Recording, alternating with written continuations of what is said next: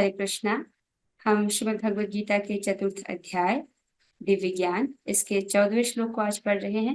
पहले हम श्लोक की कुछ आवृत्ति करेंगे। मुझे क्षमा कीजिएगा, मैं आपको रिकॉर्डिंग नहीं भेज पा रही हूँ, सो कोशिश करेंगे, ठीक है। हाँ। न माम कर्माणि लिम्पन्ति न मां कर्माणि लिम्पन्ति न मे कर्म फले स्पृहा न मे कर्मफले स्पृहा इति माम योऽभिजानाति इति मां योऽभिजानाति कर्मभिर्न स बध्यते। कर्मभिर्न सबध्यते। न माम कर्माणि लिम्पन्ति न मां कर्माणि लिम्पन्ति न मे कर्म फले स्पृहा न मे कर्म फले स्पृहा इति माम योऽभिजानाति इति माम योऽभिजानाति इति मां योऽभिजानाति कर्मभिर्न स बध्यते। कर्मभिर्न सबध्यते। हाँ, ओके, मैं समझ गई। आप इसको बध्यते पढ़ रहे हो, आप इसको घ समझ रहे हो। ये ध है, आधा ध, ठीक है, ध से धनुष, इसलिए बध्यते। ओके, एक बार फिर से कीजिएगा। कर्म भिन्ना सबध्यते। कर्मभिर्न सबध्यते। हाँ, ये ना फॉन्ट, इस फॉन्ट में ये ध जो है इस प्रकार से लिखा गया है। न माम कर्माणि लिम्पन्ति न मां कर्माणि लिम्पन्ति न मे कर्म फले स्पृहा न मे कर्म फले स्पृहा इति माम योऽभिजानाति इति मां योऽभिजानाति कर्मभिर्न सबध्यते। कर्मभिर्न सबध्यते। बहुत अच्छे, बहुत अच्छे। ओके, सुचित्रा माता जी। न माम कर्माणि लिम्पन्ति न मां कर्माणि लिम्पन्ति न मे कर्म फले स्पृहा न मे कर्मफले स्पृहा इति माम योऽभिजानाति इति मां योऽभिजानाति कर्मभिर्न सबध्यते। कर्मभिर्न सबध्यते। बहुत अच्छे माता जी। आप सबको बता दें, सुचित्रा माता जी की बहुत तबीयत खराब हो गई थी, जिससे उनका स्वास्थ्य, वो उठ भी नहीं पा रही थी, तब भी उन्होंने अपने 16 माला पूरा किया। Isn't it? ये हम सबके लिए इंस्पिरेशन है। चाहे जैसे भी परिस्थिति हो, अपनी माला करना चाहिए। तो ऐसे भक्त हैं हमारे बीच में जो ऐसा आदर्श प्रस्तुत करते हैं। भक्तों से बहुत इंस्पिरेशन मिलती है। जैसे भक्ति करते करते ऐसे बहुत से भक्त हैं जो कह रहे हैं कि उन्होंने चाय भी छोड़ दिया है।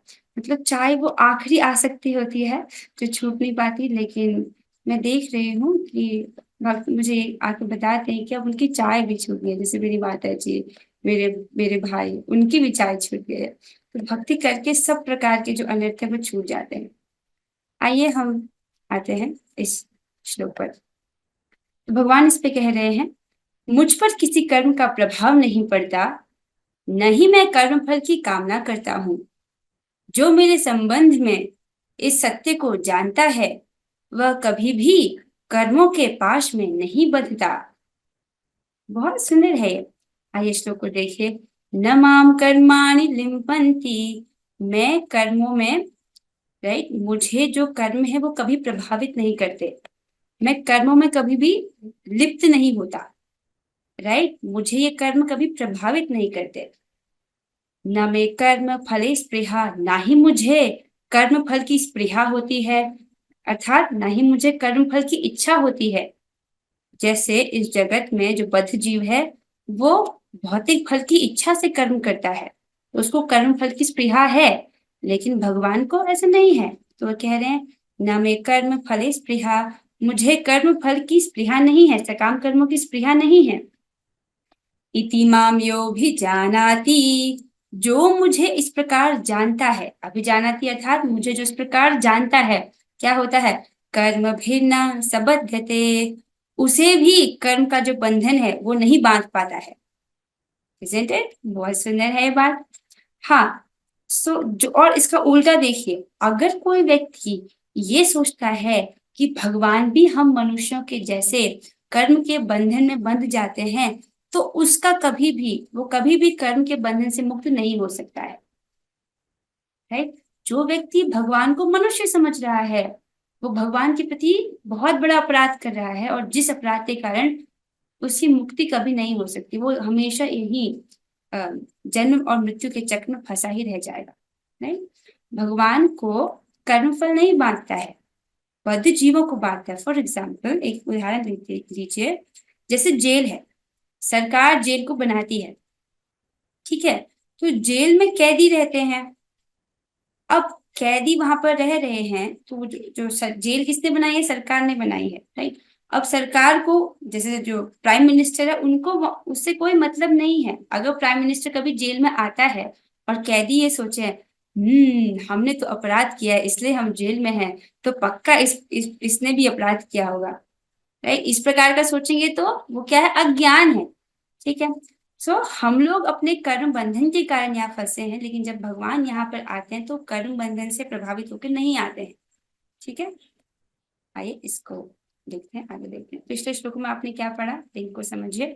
पिछले श्लोक में भगवान कह रहे थे, चातुर्वर्ण्यम मया सृष्टम गुण कर्म विभागशः तस्य कर्तारमपि मां विद्य कर्तारम अव्ययम। तो भगवान कहते हैं प्रकृति के तीनों गुणों और उनसे संबद्ध कर्म के अनुसार मेरे द्वारा मानव समाज के 4 विभाग रचे गए, ब्राह्मण, क्षत्रिय, वैश्य और शूद्र। यद्यपि मैं इस व्यवस्था का सृष्टा हूं, किंतु तुम ये जान लो कि मैं इतने पर भी अव्यय अकर्ता हूं। राइट? इन सब से भगवान आसक्त नहीं रहते। ठीक है, अब इस श्लोक में भगवान कहते हैं, न माम कर्माणि लिम्पन्ति न मे कर्म फले स्पृहा इति माम यो भी जानाति कर्म भिन्न सबध्यते। तो लिंक क्या है श्लोक का? सो भगवान आपने ये वर्णाश्रम की व्यवस्था बनाई है, ठीक है, तो आप ही का जो व्यवस्था के अनुसार, आपकी व्यवस्था के अनुसार ही जीवों को, राइट, उनका जन्म प्राप्त होता है। ठीक है, तो फिर क्या आप उनके लिए डिसाइड करते हो? राइट? या इसको दूसरे फॉर्म में पुट करेंगे, क्या भगवान में विषमता का गुण है? क्या भगवान जीवों के प्रति पक्षपात करते हैं? या मतलब ये जीव मुझे पसंद है इसको हम ब्राह्मण बनाएंगे, और ये वाला जीव मुझे पसंद नहीं है इसको शूद्र बना देते हैं, ये वाला जीव थोड़ा कम पसंद है इसको कुत्ता बना देते हैं, और ये वाला जीव तो मुझे बिल्कुल पसंद है इसको पेड़ बना देते हैं। ऐसे करते हैं भगवान? नहीं। ठीक है, तो ये श्लोक हमको बताता है कि भगवान में विषमता का, इस प्रकार से जो विषम भावना है जीवों के प्रति, वो भगवान में नहीं है। राइट? भगवान इसको यहाँ पर कहते हैं। या इस प्रकार से देखिए तो भगवान से अगर पिछले श्लोक से पूछा जाए कि आप अकर्ता कैसे हैं, जैसे भगवान ने लास्ट में कहा था, यद्यपि मैं इस व्यवस्था का सृष्टा हूं, किंतु तुम ये जान लो कि मैं इतने पर भी अव्यय अकर्ता हूं। तो क्वेश्चन हो सकता है कि हाँ, आप सृष्टि कर रहे हैं, फिर आप अकर्ता कैसे हो गए? राइट? तो उसको भगवान अगले श्लोक में बता रहे हैं। अकर्ता मतलब कार्य तो कर रहे हैं, वो सृष्टि कर रहे हैं, लेकिन उससे आसक्त नहीं है। ठीक है, सो उसको भगवान कह रहे हैं कि देखो, मुझ पर किसी भी कर्म का प्रभाव नहीं पड़ता, न ही मैं कर्म फल की कामना करता हूं। जो मेरे संबंध में इस सत्य को जानता है वह कभी भी कर्मों के पास में नहीं बढ़ता। तो भगवान कर्मों से लिप्त नहीं होते, ना ही वो किसी फल की इच्छा से इन कर्मों को करते हैं, इन सकाम कर्मों को। राइट? और जो भगवान के विषय में ये समझता है कि भगवान कर्म बंधन में नहीं आते, वो भी इससे मुक्त हो जाता है, उसको भी कर्म का जो पाश है वो बांध नहीं पाता है। समझ रहे हैं इसको आप? सो आई थिंक ये भक्तों को स्पष्ट हो रहा होगा। अगर किसी को नहीं स्पष्ट हो रहा, आप पूछ सकते हैं टाइप करके। आइए अब हम तात्पर्य पढ़िए, बहुत सुंदर तात्पर्य है। देखेंगे हम, जितना भी थोड़ा सा लंबा तात्पर्य है, तो देखते हैं हम कितना आज पढ़ पाएंगे। अनुवाद और तात्पर्य कृष्ण कृपा मूर्ति श्री श्रीमद AC भक्ति वेदांत स्वामी प्रभुपाद द्वारा। प्रभुपाद जी में क्या समझा रहे हैं? वे कह रहे हैं, जिस प्रकार इस भौतिक जगत में संविधान के नियम हैं, जो यह जानते हैं कि राजा न तो दंडनीय है, न ही किसी राज नियमों के अधीन रहता है, उसी तरह यद्यपि भगवान इस भौतिक जगत के सृष्टा हैं, किंतु वे भौतिक जगत के कार्यों से प्रभावित नहीं होते। सृष्टि करने पर भी वे इससे पृथक रहते हैं, इससे अलग रहते हैं, जबकि जीवात्माएं भौतिक कार्यकलापों के सकाम कर्म फलों में बधी रहती हैं, क्योंकि उनमें प्राकृतिक साधनों पर प्रभुत्व दिखाने की प्रवृत्ति रहती है। तो इसे समझे, भगवान इस भौतिक जगत की सृष्टि करते हैं, ठीक है, इतने पर भी वो इससे प्रभावित नहीं रहते, इससे अलग रहते हैं। भगवान कभी भी माया का स्पर्श नहीं करते। भगवान के अध्यक्षता में माया ये सृष्टि करती है, ठीक है। अब जो भौतिक जीवात्माएं हैं वो भौतिक कार्यकलापों के सकाम कर्मों से बंध जाती है। तो जीव के इस जगत में बंधन का कारण क्या है? उसकी इच्छा। कैसी इच्छा? भौतिक फल प्राप्त करने की इच्छा। एक जीव इस जगत में क्यों फंसा है? क्योंकि वो कर्म करता है और उस कर्म के बदले में एक भौतिक फल की इच्छा रखता है, ठीक है। वही उसकी जड़ है जिसके कारण उसको बार बार इस जगत में आना पड़ता है, ठीक है। क्योंकि जीवों में प्राकृतिक साधनों पर प्रभुत्व दिखाने की प्रवृत्ति होती है, राइट, कंट्रोल करने की भावना रहती है ये इस जगत में, तो इस प्रकार से उनको बार बार फिर से जन्म लेना पड़ता है। किसी संस्थान का स्वामी कर्मचारियों के अच्छे बुरे कार्यों के लिए उत्तरदायी नहीं, कर्मचारी इसके लिए स्वयं उत्तरदायी होते हैं, ठीक है। एक ऑर्गेनाइजेशन है, एक संस्थान है, उसमें बहुत सारे कर्मचारी कार्य कर रहे हैं, ठीक है। जो ऑर्गेनाइजेशन का जो हेड है, संस्थान का जो हेड है, उसने नियम बना दिए गए हैं कि जो HR डिपार्टमेंट है उसको ये काम करना चाहिए, PR डिपार्टमेंट का ये काम है, इस प्रकार से उसने हर डिपार्टमेंट के लिए कार्य जो है निर्धारित कर दिए गए हैं। लेकिन फिर भी जो कर्मचारियों के अच्छे और बुरे कार्य हैं उसके लिए हेड जो है वो उत्तरदायी नहीं है, कर्मचारी उसके लिए स्वयं उत्तरदायी होते हैं। जीवात्माएं अपने अपने इंद्रिय तृप्ति कार्यों में लगी रहती हैं, किंतु ये कार्य भगवान द्वारा निर्दिष्ट नहीं होते, ठीक है। इसको हम अध्याय 3 से भी समझते हैं। एक जीवात्मा के राइट जो संस्कार, पूर्व संस्कार संचित हैं। संस्कार कैसे होते हैं? जड़ होते हैं, ठीक है। अब संस्कार में जब जीवात्मा अपनी इच्छा शक्ति मिलाता है तब वो काम वासना बनती है, तो वो भगवान उसको इंद्रिय तृप्ति करने के लिए प्रेरित नहीं करते हैं।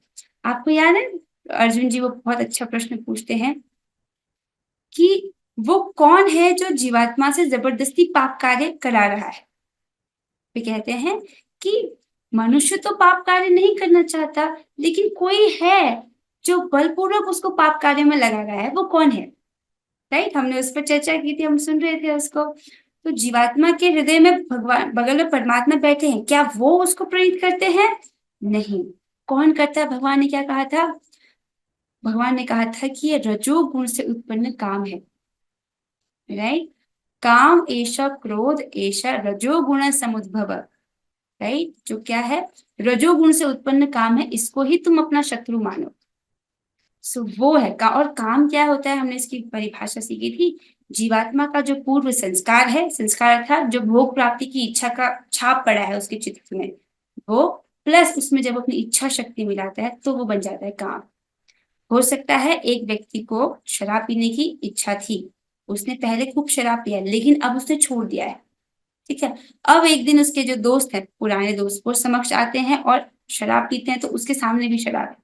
अब वो अभी नहीं पीता है, लेकिन उसके चित्त में संस्कार है, अब उसके पास चॉइस है। अगर वो इच्छा शक्ति मिला ले कि मुझे पीना है, तब वो हो जाएगा काम, उसके पास चॉइस रहती है। ये काम ही है जो जीवात्मा को इंद्रिय तृप्ति करने के लिए प्रेरित करता है, भगवान नहीं करते हैं, ठीक है। वही बोला जा रहा है, जीवात्माएं अपने अपने इंद्रिय तृप्ति कार्यों में लगी रहती हैं, किंतु ये कार्य भगवान द्वारा निर्दिष्ट नहीं होते, ठीक है। इंद्रिय तृप्ति की उत्तरोत्तर उन्नति के लिए जीवात्माएं इस संसार के कर्म में प्रवृत्त हैं और मृत्यु के बाद स्वर्ग सुख की कामना करती रहती हैं। इंद्रिय तृप्ति की उत्तरोत्तर उन्नति अर्थात पहले वो कुछ लेवल की इंद्रिय तृप्ति चाहता है, जब वो प्राप्त होगी तो कुछ और उससे थोड़ा और बढ़कर उसको इंद्रिय तृप्ति चाहिए, वो प्राप्त हो जाए तो थोड़ा और उच्च कोटि की इंद्रिय तृप्ति वो चाहता है। इस प्रकार से वो प्रयास करता रहता है और सुख, भौतिक सुख प्राप्त करने की, ठीक है। जो कि मृत्यु के बाद स्वर्ग आदि की इच्छा में भी परिणत होता है, राइट। तो मृत्यु के बाद स्वर्ग सुख की कामना करती रहती है। तो स्वर्ग भी क्या है, एक प्रकार का भौतिक जगत ही है। वहां पर जो योनियां प्राप्त होती है वो भी भौतिक शरीर ही है। स्वयं में पूर्ण होने के कारण भगवान को तथाकथित स्वर्ग सुख का कोई आकर्षण नहीं रहता। वैसे अगर आपको वो चार्ट याद है, गोलोक का चार्ट है, तो भगवान स्वर्ग की कामना क्यों करेंगे? आप समझ रहे? ये देखो, भगवान को स्वर्ग सुख के लिए कोई आकर्षण नहीं रहता। इसका क्या, स्वर्ग तो एक प्रकार का जेल है ना। अगर let me take you to that slide एक बार फिर से। तो बताया जा रहा है कि जो जीवों के जो भौतिक भोग हैं, राइट, भगवान उनकी इच्छा नहीं करते हैं, right? जिस प्रकार से एक प्राइम मिनिस्टर जेल के भीतर कैदियों को जो सुख मिल रहा है उसकी इच्छा नहीं करता। जो कैदी को जो 2 रोटी मिल जाती है सूखी और दाल के साथ, उसकी इच्छा प्राइम मिनिस्टर नहीं करता है, राइट। समझ रहे हैं इसको?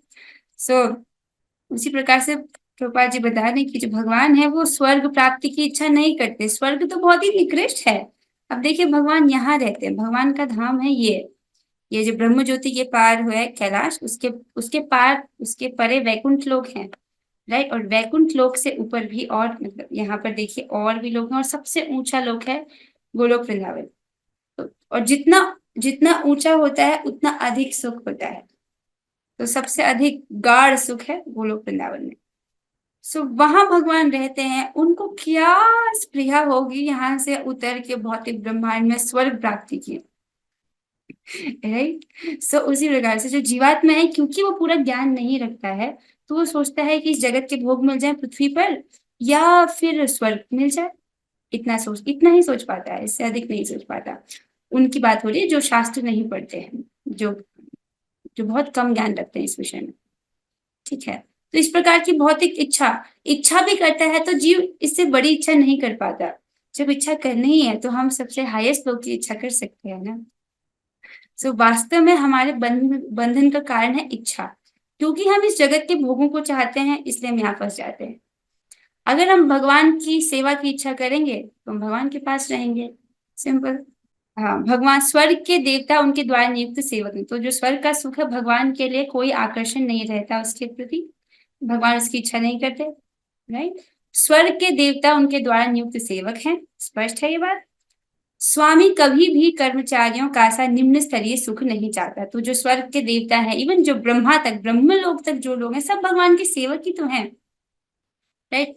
उन लोगों में जो सुख मिलता है वो भगवान को आकर्षित नहीं करता, वो सब भौतिक सुख है, ठीक है। सो वह भौतिक क्रिया प्रतिक्रिया से पृथक रहता है। तो जैसे एक ऑर्गेनाइजेशन का जो हेड है, कर्मचारियों को जो सुख चाहिए उसको, उससे कोई मतलब नहीं है, उसी प्रकार से भगवान को भी कोई मतलब नहीं है, कोई आकर्षण नहीं है उस सुख का जो स्वर्ग में मिलता है या भौतिक लोकों में मिल रहा है ऊपर के, राइट। उदाहरणार्थ, अब यहाँ पे बहुत अच्छा उदाहरण दिया गया है, इसको समझिए, ठीक है। उदाहरणार्थ, पृथ्वी पर उगने वाली विभिन्न वनस्पतियों के उगने के लिए वर्षा उत्तरदायी नहीं है। यद्यपि वर्षा के बिना वनस्पति नहीं उग सकती। वैदिक स्मृति से इस तथ्य की पुष्टि इस प्रकार होती है। ये बहुत सुंदर है, इसको आप ध्यानपूर्वक सुनिए। यहाँ पर ये समझाया जा रहा है कि भगवान में विषमता का गुण नहीं है, वो जीवों के प्रति पक्षपात नहीं करते हैं, इसको अच्छे से समझिए। तो जैसे बारिश होती है, राइट, तो जब वर्षा होती है जंगल में, राइट, तो उससे अलग अलग प्रकार के जो वृक्ष वो उगते हैं। कोई फलदार वृक्ष होते हैं वो भी उगते हैं, कांटे वाले जो झाड़ियां वो भी उगती हैं, घास है वो भी उगती है। तो वर्षा के जल से ही सब उग रहे हैं, है कि नहीं? लेकिन अब किस बीज से क्या निकलेगा उसके लिए वर्षा उत्तरदायी नहीं है। समझ रहे हैं? किस बीज से फल वाला वृक्ष निकलेगा या किस बीज से कांटे वाली झाड़ी निकलेगी, उसके लिए वर्षा उत्तरदायी नहीं है। उसी प्रकार से भगवान ने व्यवस्था बनाई है। अब जीव के कर्मानुसार उसको उसका जन्म, उसका सुख दुख प्राप्त हो रहा है, उसके लिए भगवान उत्तरदायी नहीं है। समझ आ रही है बात?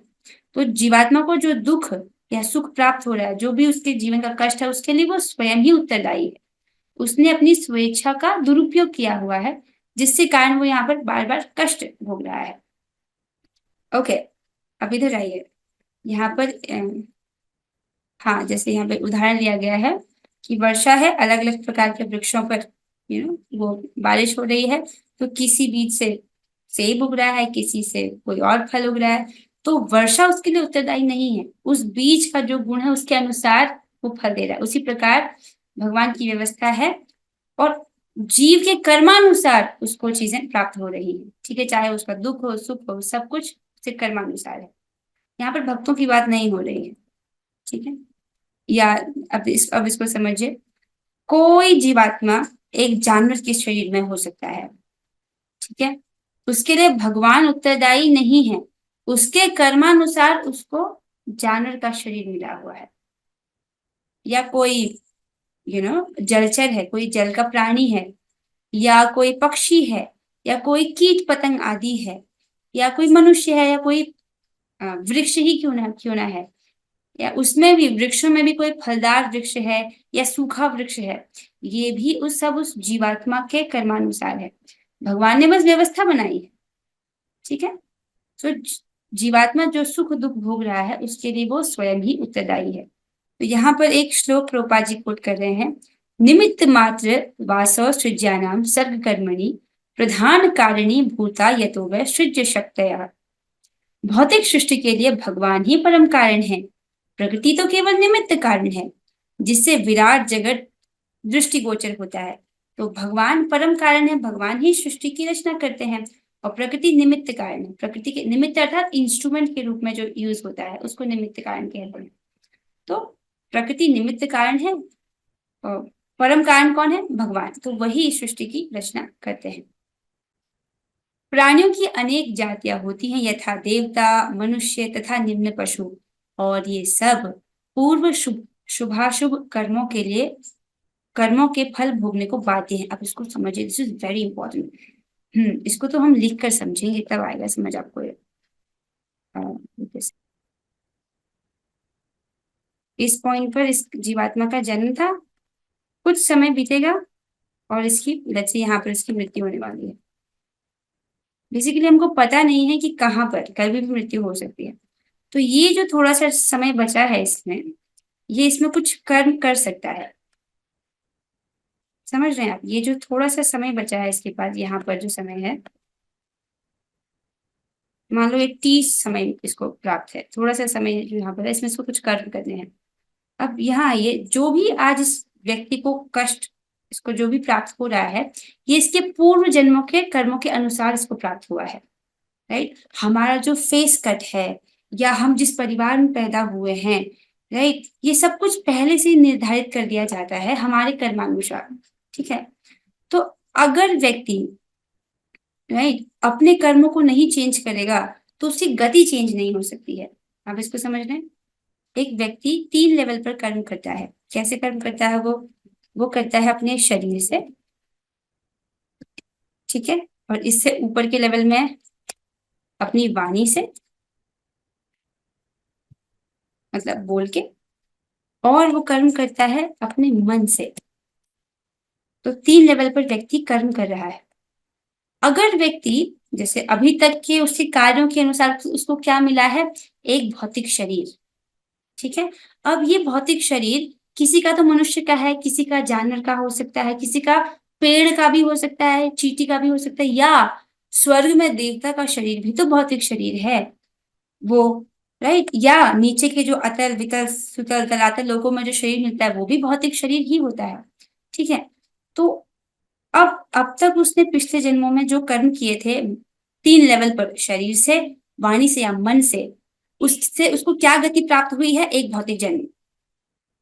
ठीक है, अब मृत्यु आने से पहले, मृत्यु क्या होता है? एक स्टेशन जहां पर उसको फिर से अपने कपड़े बदलने का मौका मिलता है या अपना सूक्ष्म शरीर हमेशा के लिए छोड़ने का मौका मिलता है। सूक्ष्म शरीर छूट गया इसका मतलब वो सीधे भगवत धाम जाएगा।